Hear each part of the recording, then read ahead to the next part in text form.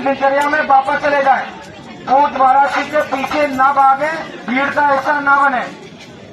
आप सभी से हाथ जोड़ के चरणों में बार बार प्रार्थना है। आप लोग वाराणसी के दर्शन के बाद ऐसा स्थान रस्सियों में